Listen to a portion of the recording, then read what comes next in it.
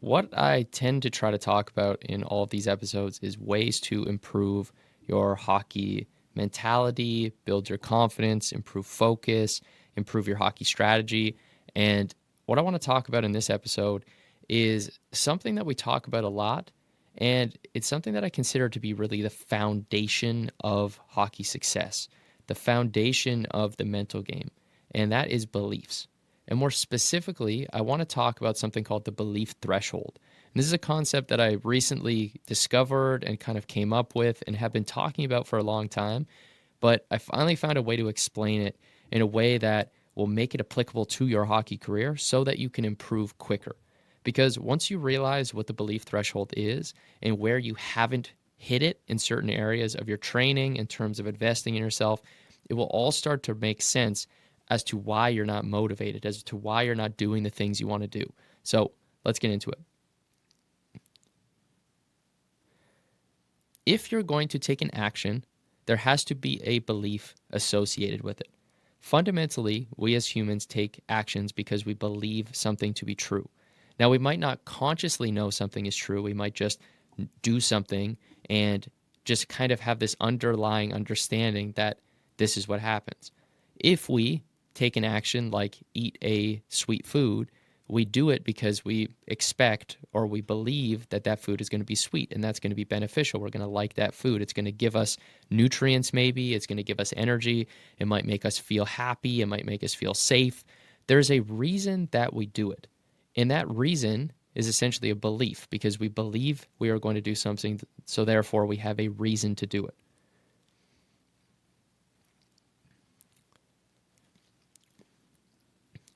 Now, the mistake that you might be making is that you don't realize that you have beliefs right now about your hockey career that are not allowing you to do the things you need to do, that are stopping you from doing the things that are important to you.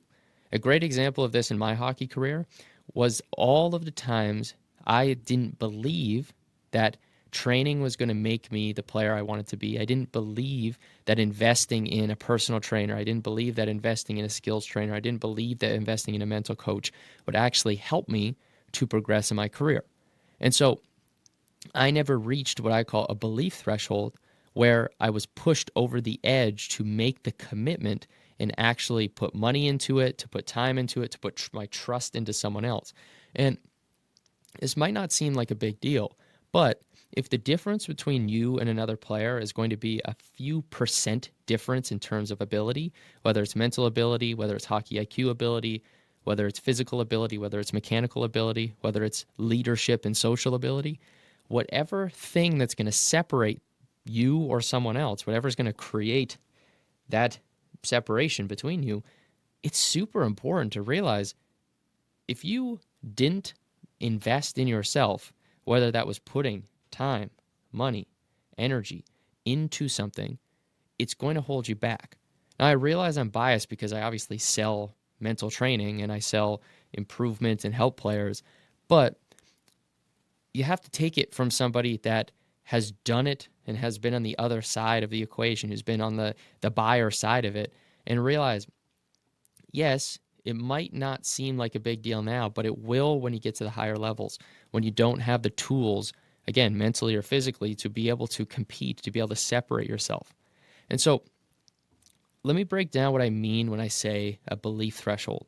So again, what I'm basically saying is that there is a certain level of belief we will get to where suddenly it goes from just thinking something is probably true to fully believing in it or believing in it enough to take action.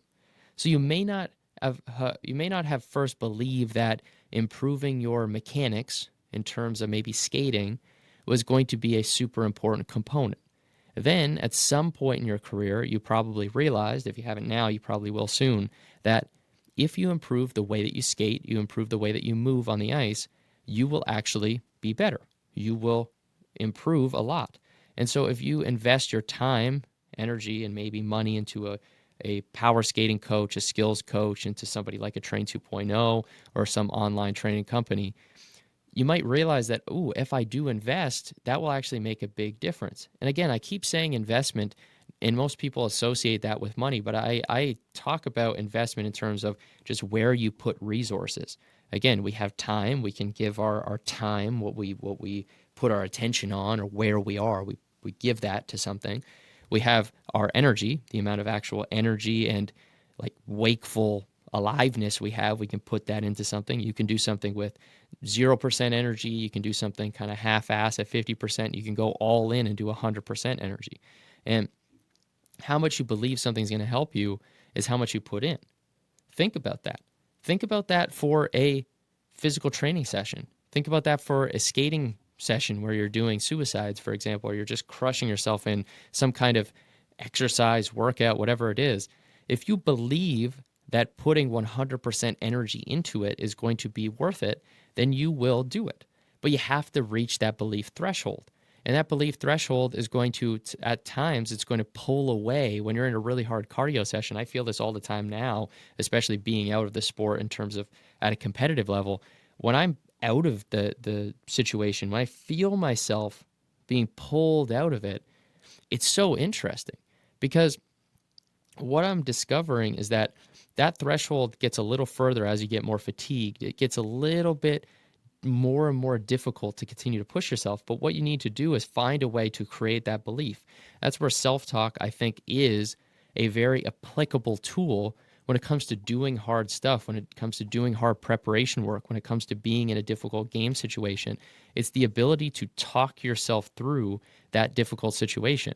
It's being able to say something like, I'm too powerful, I'm too strong, I am amazing, I am awesome, I am powerful, I have great conditioning, I am explosive.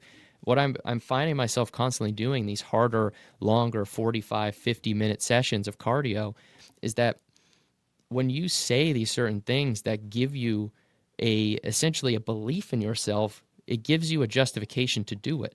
And now, the thing is, you can't just say these words with no meaning. They can't be just empty words. They have to be something that is building a belief that it is worth it, that there is a reason, that you are doing it because you are fast, because you are strong, because you won't be defeated. I've also been playing around with the concept of if you have somebody beside you, imagine that you have the best version of you beside you who's out competing you right now. And imagine that they are just ahead of you. They're just doing it. And knowing that that's the version of you that you are trying to keep up with, is the version of you that does everything with 100% energy, 100% effort, 100% intent. That's a really cool way to operate. I think that's an awesome way to function. And what this comes from is figuring out how to essentially lower your belief threshold.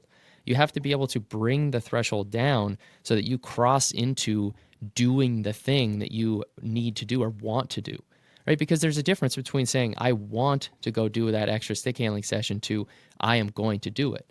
Now, you might do it because you believe it's going to be fun, because it's been fun the last 100 times you've done a stick handling session, but maybe you need to believe it's going to help you with your skills on the ice, and that's the reason you do it.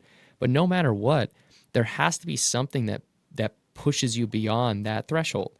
And again, it's really simple. When you think of what a threshold is, it's really just like a line that you cross where everything after that line is action in this case. So it's inaction all the way up to the line, and then you pass that threshold, and then boom, now you take action. So where are you in your career right now not pushing beyond that threshold? Where are you struggling to have the right beliefs? Now, again, this sounds weird because a lot of times we just assume that the beliefs we have are good enough. We believe that, oh, I'm good. My beliefs are locked in. I don't need to improve my beliefs. I don't need to change them. But on a real level, again, just as somebody who's been there, I know what it's like to just not do it, to not believe in something, to not push myself into that threshold, even though you have this anxiety, you have this voice in your head that's telling you, yeah, you probably should go work with somebody who can help you be more confident. I know you probably should go work with somebody and get a full workout program. You should probably talk to somebody about being super stressed. Talk to somebody, work with someone, buy a course, go to a skating camp, go to whatever it is camp. Go and do the thing you're scared to do. And now I know you might be scared because you're saying, man, I don't have all the money in the world. I don't know how to invest it.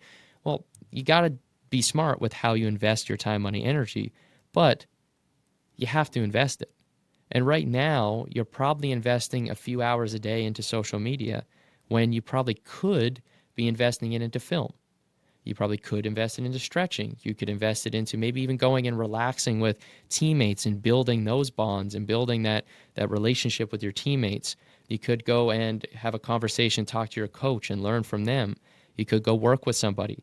Whatever it is, you always want to think about each moment you have, you can invest it into something.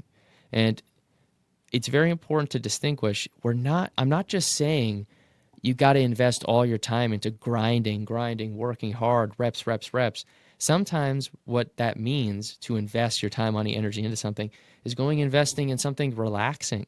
I don't know, it's going getting a massage. It's going into one of those isolation tanks where you can just be in total silence and just float in that tank for a while. It's going and investing in a nap. It's investing in going to bed early. Maybe it's investing in watching some TV and just letting loose and forgetting about things and giving yourself some mental space. Maybe it's going spending time with friends or family.